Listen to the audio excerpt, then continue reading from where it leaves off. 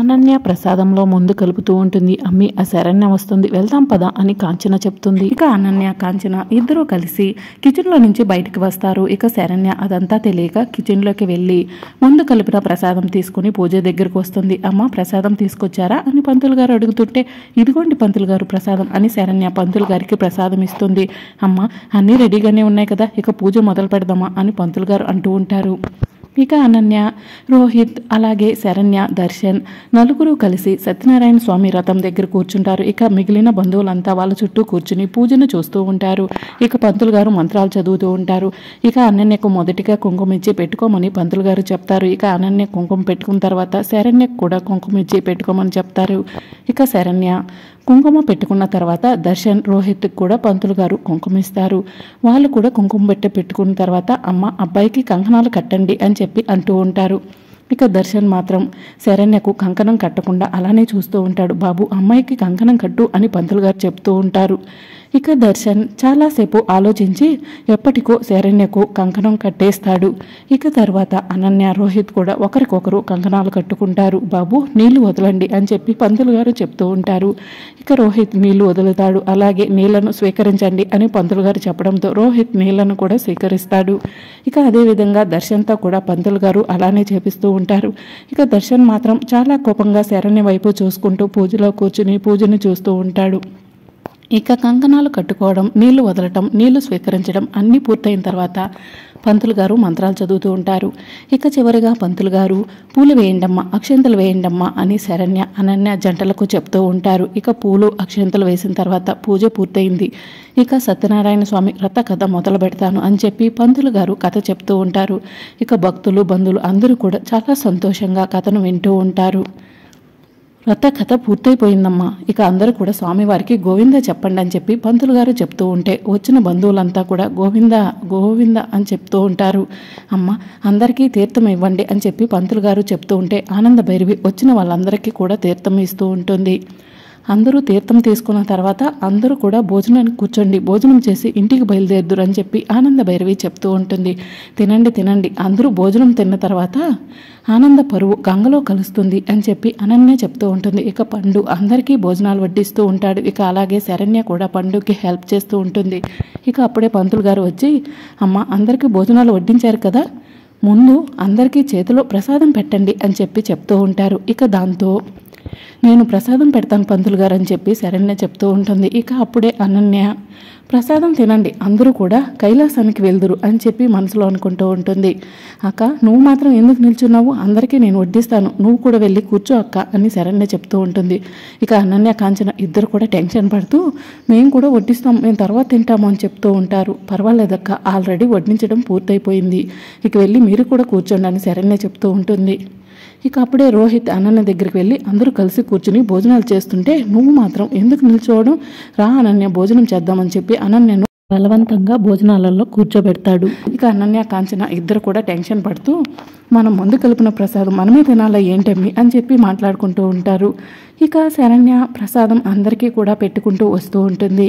అక్క నువ్వు కూడా ప్రసాదం పట్టు అని చెప్పి శరణ్య అంటూ ఉంటే అనన్య టెన్షన్ పడుతూ ఉంటుంది. పట్టక్క ప్రసాదం తీసుకో అని చెప్పి శరణ్య అనన్య చేతిలో ప్రసాదం పెడుతుంది. ఇంకొంచెం పెట్టమంటావక్క అని శరణ్య అడుగుతూ ఉంటే వద్దులే శరణ్య అని అనన్య చెప్తుంది. పర్వాలేదక్క కాస్త తీసుకో అని చెప్పి శరణ్య బలవంతంగా అనన్య చేతిలో ప్రసాదం పెడుతుంది. ఇక కాంచనకు కూడా ప్రసాదం పెడుతుంది. కాంచన అలానే చూస్తూ ఉంటే శరణ్య ఆంటీకి ఇంకొంచెం ప్రసాదం అంటు పెట్టు అని చెప్పి రోహిత్ చెప్తూ ఉంటాడు.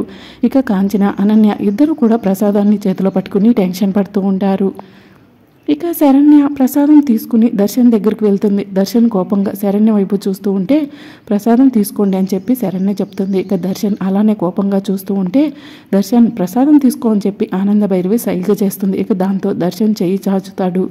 ఇక శరణ్య దర్శన్కి ప్రసాదం పెడుతుంది. ఇక తర్వాత ఆనంద భైరవి కూడా పెడుతుంది. ఇక అలా అందరికీ ప్రసాదం పెట్టుకుంటూ వెళ్తూ ఉంటే కోటేశ్వరరావుకి ప్రసాదం పెడుతూ ఉంటే అమ్మ శరణ్య ఇంకొంచెం పెట్టమ్మా అని చెప్పి అడుగుతుంటాడు. ఇక శరణ్య రెండోసారి ప్రసాదం పెట్టిన తర్వాత ఇంకొంచెం పెట్టమ్మా అని కోటేశ్వరరావు అడుగుతూ ఉంటాడు. మళ్ళీ కూడా శరణ్య కోటేశ్వరరావుకి ప్రసాదం పెడుతుంది. ఇక కోటేశ్వరరావు చాలా సంతోషంగా ప్రసాదం తిని ప్రసాదం అమృతంలా ఉందమ్మా అని చెప్పి చెప్తూ ఉంటాడు. ఇక శరణ్య అలా ప్రసాదం అందరికీ పెడుతూ ఉంటే అనన్య కాంచన ప్రసాదాన్ని చేతిలో పట్టుకుని టెన్షన్ పడుతూ ఉంటారు. ఇది చూసిన లీలావతి, ఏంటి అనన్య ప్రసాదం తినకుండా అలానే చూస్తున్నావు అని చెప్పి అడుగుతూ ఉంటుంది. కాంచన గారు మీరు కూడా తినండి అని చెప్పి లీలావతి చెప్తూ ఉంటే తింటాము తింటాము అని చెప్పి కాంచన అనన్య ఎవరూ చూడకుండా ప్రసాదాన్ని తిన్నట్టు యాక్టింగ్ చేసి పడేస్తారు. మామయ్య గారు మీరు చెప్పినట్టుగానే ప్రసాదం నిజంగా చాలా రుచిగా ఉంది అని చెప్పి అనన్య చెప్తూ ఉంటుంది. అవునమ్మా ప్రసాదం చేసింది శరణ్య, నువ్వేనా, అద్భుతంగా ఉంది అని కోటేశ్వరరావు చెప్తూ ఉంటే నేనే మామయ్య గారు అని చెప్పి శరణ్య చెప్తూ ఉంటుంది. అమ్మ శరణ్య ఇవి చేసింది నువ్వేనా అని లీలావతి అడుగుతుంటే నేనే అత్తయ్య గారు అని శరణ్య చెప్తూ ఉంటే సూపర్గా ఉన్నాయమ్మా అని చెప్పి లీలావతి చెప్తూ ఉంటుంది.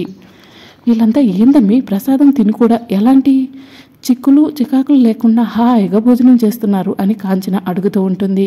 ఏమో అమ్మ అదే అర్థం కావట్లేదు అని చెప్పి అనన్య చెప్తూ ఉంటుంది. ఇక అందరు కూడా భోజనం చేయడం పూర్తవగానే అనన్య కాంచన తీసుకుని పక్కకు వెళ్తుంది. ఏందమ్మా నువ్వు తెచ్చింది కరెక్ట్ మందేనా అని చెప్పి అడుగుతూ ఉంటుంది.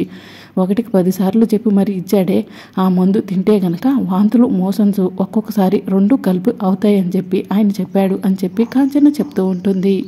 నువ్వేమో అలా చెప్తున్నాము, ఆ ప్రసాదం తిన్న ఒక్కరికి కూడా వాంతులు లేవు మోషన్స్ లేవు అని చెప్పి అనన్య అంటూ ఉంటుంది. ఇక అప్పుడే ఆనంద భైరవి వస్తుంది. ఆనంద భైరవిని చూసి కాంచన అనన్య టెన్షన్ పడుతూ ఉంటారు. అమ్మో ఈమె వచ్చేసింది, ఈవిడ అన్నీ వినేసింది, మనం ఇక్కడి నుంచి జంపు అని చెప్పి కాంచన అక్కడి నుంచి మాయమైపోతుంది. ఇక అనన్య టెన్షన్ పడుతూ ఉంటుంది. నువ్వు చేసింది పెద్ద తప్పు అని ఆనంద భైరవి అంటూ ఉంటుంది. నేనేం చేశాను అని అనన్య అడుగుతూ ఉంటుంది. మా ఇంటికి వచ్చిన బంధువులు భక్తులు తినే ప్రసాదంలో మందు కలుపుతావా అని చెప్పి అనన్యను ఆనంద భైరవి అడుగుతూ ఉంటుంది. నేనేమి మందు కలపలేదు, నాకేం తెలియదు అని చెప్పి అనన్య చెప్తూ ఉంటుంది. ఇక ఆ మాటలు విని ఆనంద భైరవి అనన్య చెంప మరొకసారి పగలగొడుతుంది. నీ నోటితో నువ్వే మందు కలిపాననటం ఆవిడ విన్నది. ఇప్పుడు కాదంటే నమ్ముతుందా ఏంటమ్మి? ఇక్కడ నాకు అర్థం కాంది ఒకటి ఉంది. అసలు మందు కలిపిన ప్రసాదం ఎలా మాయమైనట్టు అని కాంచన మనసులో అనుకుంటూ ఉంటుంది. దూరం నుంచి ఆనంద భైరవి అనన్య చెంపలు పగలగొట్టడం చూస్తూ ఉంటుంది. ఆనంద భైరవి ఎలాగో నీ చెంపలు పగలగొడుతుందని నాకు తెలుసు అని చెప్పి కాంచన మనసులో అనుకుంటూ ఉంటుంది. నేను శరణ్యను ప్రసాదం తీసుకురమ్మని పంపించినప్పుడే శరణ్య కంటే ముందు మీరు కిచెన్లోకి వెళ్ళడం నేను గమనించాను. మీరిద్దరూ కలిసి ప్రసాదంలో మందు కలపటం నేను చూశాను. ఇక్కడ నీకు తెలియంది ఏంటంటే శరణ్య ప్రసాదం చేయగానే ప్రసాదాలన్నీ కూడా పక్కన పెట్టించాను. కిచెన్లో ఉన్నది ఎక్స్ట్రా ఉన్న పదార్థాలు మాత్రమే. ఆ విషయం నీకు తెలియక నువ్వు కిచెన్లోకి వెళ్ళి ఎక్స్ట్రా ఉన్న పదార్థాల్లో మందు కలిపావు. ఈ విషయం ఇంట్లో తెలిస్తే ఇప్పుడు నీ పరిస్థితి ఏంటి? నీ భర్త దృష్టిలో నువ్వేంటి? నీ మొహం మీద ఉమ్మేస్తారు. ఈ ఇంటి పరువు తీయాలనుకున్నా నీ గురించి రోహిత్కి తెలిస్తే మెడపట్టి నిన్ను బయటికి గెంటేస్తాడు అని ఆనంద భైరవి చెప్తూ ఉంటే సారీ అని చెప్పి అనన్య చెప్తుంది. సరిపోతుందా? నువ్వు నాకు ఏమీ తెలియకుండా అన్నీ చేస్తున్నా అనుకుంటున్నావు. మా అక్క దగ్గరికి వెళ్ళి నాకు మా అక్కకు మధ్య గొడవ పెట్టాలనుకోవడం, నువ్వు మా అక్కతో మాట్లాడిన ప్రతి మాట నాకు తెలుసు అని ఆనంద భైరవి అనన్యను అంటూ ఉంటే దూరం నుంచి కాంచన చూస్తూ ఇవన్నీ నీకు తెలియదేమోనని ఎక్కడికక్కడ సర్ది పెట్టుకుంటూ వచ్చాము అని చెప్పి మనసులో అనుకుంటూ ఉంటుంది. నువ్వు హద్దులు దాటుతున్నావు. అసలు ఏం చేయాలని నీ ఆలోచనలు? నువ్వు నా పైన పెట్టే కాన్సన్ట్రేషన్లో నేను ఒక అర్ధగంట నీ పైన కాన్సన్ట్రేషన్ చేశానే అనుకో, నువ్వు ఇంట్లో ఉండవు, బయట ఉంటావు. ఏమోలే చిన్నపిల్ల, ఇంకా తెలుసుకుంటావని ఆలోచిస్తూ వస్తున్నాను అని ఆనంద భైరవి అనన్యకు గట్టిగా వార్నింగ్ ఇస్తుంది. ఇక ఆ వార్నింగ్ చూసి కాంచన టెన్షన్ పడుతూ ఉంటుంది. మరి రాబోయే ఎపిసోడ్లో ఏం జరుగుతుందో తెలుసుకోవాలనుకుంటున్నారా? అయితే ఛానల్ని సబ్స్క్రైబ్ చేసుకోండి.